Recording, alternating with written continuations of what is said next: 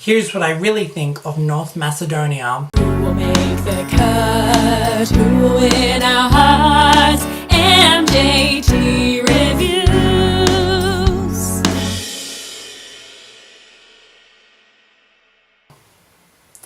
Hi, welcome back to MJT Reviews. Me, Mitchell James calling. And this video is Proud by Tamara Todevska. This is me and thanks to you I'm proud, I'm proud, I'm proud. North Macedonia is now North Macedonia. It's the same country, just different names, so welcome North Macedonia. And it's like the biggest change that we've had for a long time in Eurovision, really, so embracing it. This is one of the biggest songs of the year. No doubt, there's no way you can deny it. It's just one of the biggest songs of the year. This song has one of the best melodies of the year as well. The melody actually sounds a lot like a lullaby to me, and it's really magical. Obviously, the lyrics are so poignant and hard-hitting. It captures your attention straight away just from the message in the lyrics, if nothing more. I also love the little delays in the music and the melody in the first verse and the last chorus, actually. So it's like you kind of expect it to be like, girl, da na na na na na na na na, which is like at the beginning of the first verse they do that. But instead they're like, da da da da, girl, like, I'll play a little bit so you understand what I'm talking about. What it means to stand up proudly. But yeah, and then in the last chorus it's like, go on and tell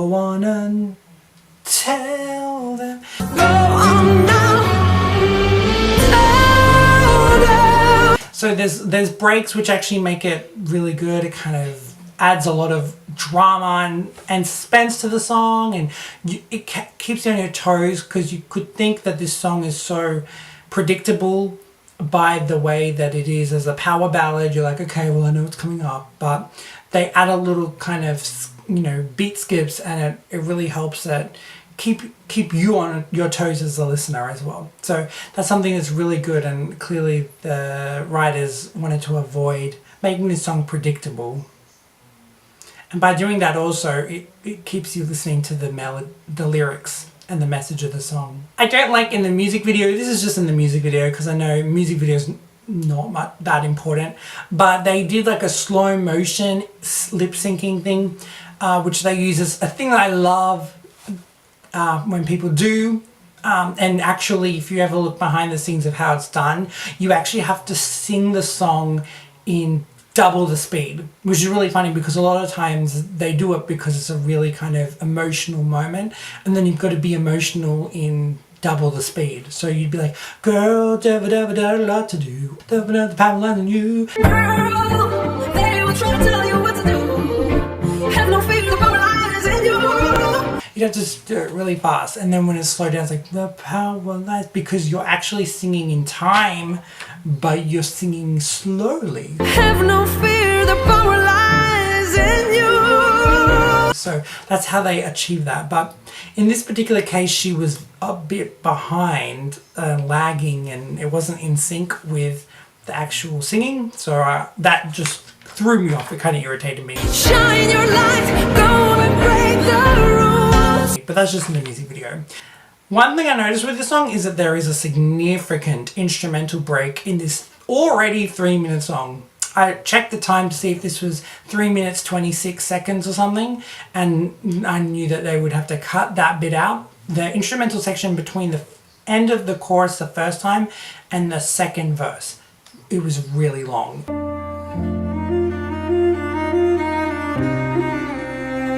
It was just strings, and it was really, if anything, it didn't keep you into the song. It kind of makes your attention go away, and you start to like focus on other things if you get bored quickly. So I didn't like that long break, but that'll be there. I don't know what they're going to do. I don't know if that tells me that they're going to have lyrical dancers live or something, because it's just a really awkward silence in already a short song. So it's a little disappointing. And that also made me realize the rather basic song structure of this song. It's actually very minimal. It reminds me of the Courtney-Act song, Fight for Love, and some other songs that are around at the moment. So you've got a first verse, a chorus, you've got that long instrumental section, if you want to count that for something. Then you've got a second verse, and then the chorus, and then it ends. Granted, the last chorus is really dramatic and powerful, but that tricked you into realize you probably didn't realize that the song didn't have much gumption in this from a theory point of view. Luckily, it is a really emotional song, and so that kind of detracts you from it. But yeah, I would have liked to have seen a middle section, and we could have had even like a key change or something like that. It would have been good. Instead of having that instrumental section that was just a segue into nothing. Didn't like that instrumental section. Also, I noticed that this song is a really resilient song, obviously, in a world of trying to fight for equality, for all.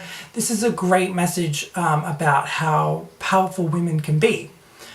And then this song is actually has a really scary tone to it. Go on now, tell them, raise your voice and say it loudly. And it actually reminds me of the song, the cover version of Smile by Michael Jackson. If you ever listen to that, Smile is a really upbeat, resilient song with a great message, but the Michael Jackson version is really kind of scary and like maybe even ironic sounding. So definitely the song has a scary vibe to it. And I think that just represents, obviously they made that sound for a reason. And so it gives me the sense of despair and realizing that the power of women have been disregarded and that there isn't any equality, stuff like that. So I think that is there for a reason. And so it's interesting. It's a resilient but song of despair, which is, yeah, it's kind of bittersweet. It definitely makes you reflect on everything when you hear a song like that. It's interesting that so much progression and vocal dynamic is in a song, yet the song is so stripped back musically. It's really just strings and a piano. It reminds me of like the setup of a wedding ceremony, not even the reception, like literally the wedding ceremony where you walk down the church. It's very limited setting, so you could probably do this song in a church or something. But yeah, it's for a power ballad, there's not many instruments in it. So yeah, it's interesting that it's stripped back, yet it's so emotional. And depending on how they represent this all on the stage and help with the progression, I think it may be a little too light in the mix of a bunch of powerful, and instrumental powerful songs. But I think when I hear this as a studio, I don't notice it. So maybe that won't happen. It's just very interesting. It's very stripped back. I guess you could say that that's a very raw sound and that's a really good quality to have. But yeah, it's really interesting. But definitely one of the biggest songs. I really wish North Macedonia the best because I think they deserve a really good place with this song. It'll be interesting to see how the juries think of this song as well. I hope it gets some votes. I hope it does really well. So all the best, Tamara, and thanks very much for watching, because that's it.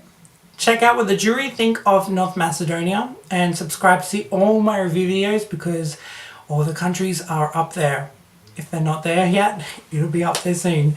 So until next time, bonsoir Europe, and goodbye. Who will make the cut? Who will win?